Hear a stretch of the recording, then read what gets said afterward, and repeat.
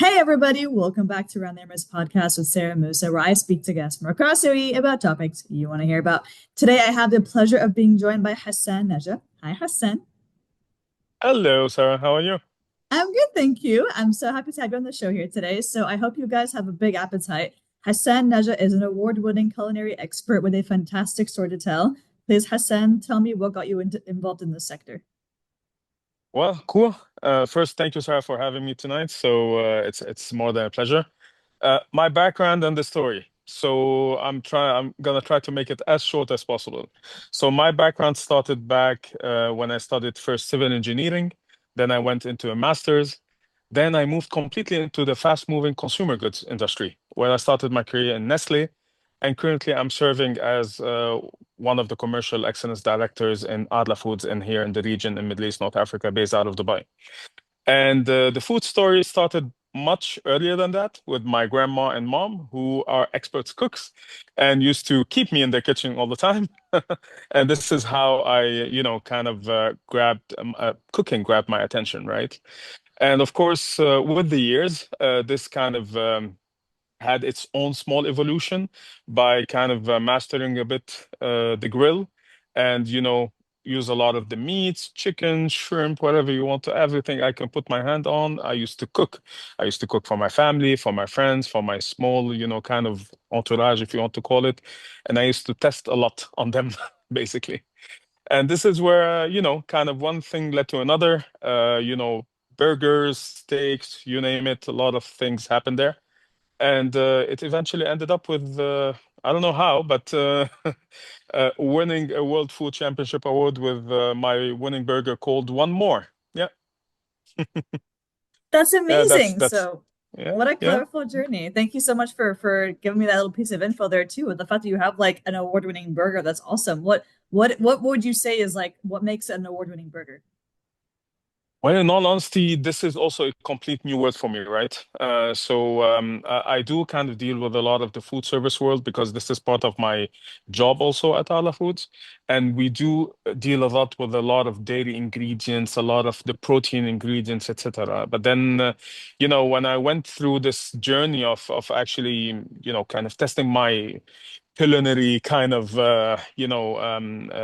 experience in that, I've actually went in as literally as a hobby, something that I love, enjoy doing with my free time.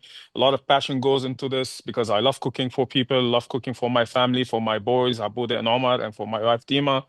And this is basically how one thing led to another. So there was this World Food Championship, the MENA kind of chapter that was done here in Dubai, and I took kind of part into it. And then voila, I got the golden ticket to actually go and participate in the World Food Championship in Indiana. And then back in November, literally on the 8th of November, I flew in with two of my colleagues, Kareem and Mark, who are actually chefs, and kind of competed in this World Food Championship with the like 24 teams that had a lot of badges all written, all of them, some of them with Michelin stars and stuff. And basically, we nailed it. We nailed it with a very nice burger. I think we had a winning meat mixture. We had winning cheeses. We had winning sauces. We had winning ingredients, and this kind of concussion that was built into this burger kind of nailed it versus the remaining 23 teams basically. And we are where we are. So one more is the number one for World Food Championship burger. It's made here in Dubai. It's born here in Dubai, and it's made by yours truly, Hassan. That's amazing. Well, firstly, congratulations on such a remarkable achievement, especially for somebody who obviously switched careers. And I want to talk to you about that a little bit more. What would you say was the biggest challenge switching kind of from civil engineering to the culinary sector? Well, in all honesty, I have never worked in civil engineering. I actually studied civil engineering because, back in the days in Lebanon, your uncle is a civil engineer. Why don't you do civil engineering? And I was like, okay, does this have to do anything with what I want? No, back then it was more, kind of guidance that comes from parents and the people around you. So civil engineering actually something was done because, I was kind of put into it, but at the same time, in all honesty, I've learned a lot. The structure and everything that I do, whether being work or, even personal life, the whole kind of thinking procedure, how do I approach things, this kind of systematic approach, I think this is where I gained a lot. Now, of course, when I went into the moving consumer goods, I love living on the supermarket shelves and the retail world and the food service world. I think this is something that I enjoy doing, and I enjoy doing it more and more. And I think any one of us who doesn't do a job that he enjoys doing should switch career.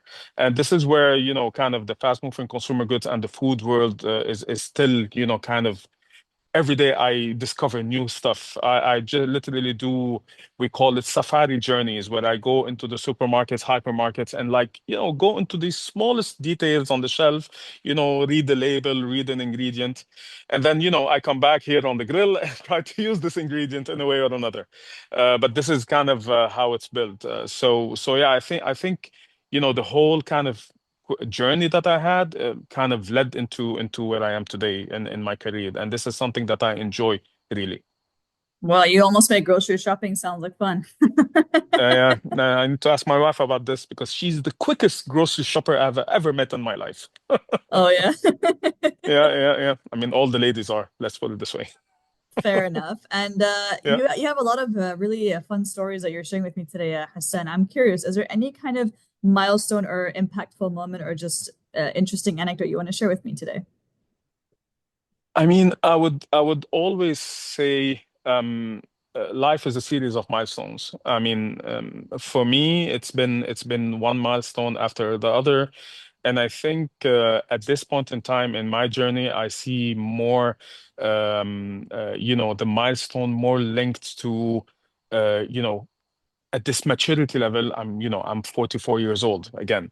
So I'm not this young guy, but I'm not this old guy, right? So I'm this in this phase of life where I'm realizing, maturity more and more. And I think my only kind of anecdote or something that may be more of an advice to anyone that would like to hear this, of course, and take it into consideration, is to live your life based on your age. Do not go run behind something that is coming, because it will come eventually, and do not kind of get stuck into a certain point in time where you kind of feel that, okay, it's the same thing all over again, nothing is moving, nothing's so literally live your life in the moment, take advantage of what you have around you, and really build your success with everything that you can kind of grab in the certain moment.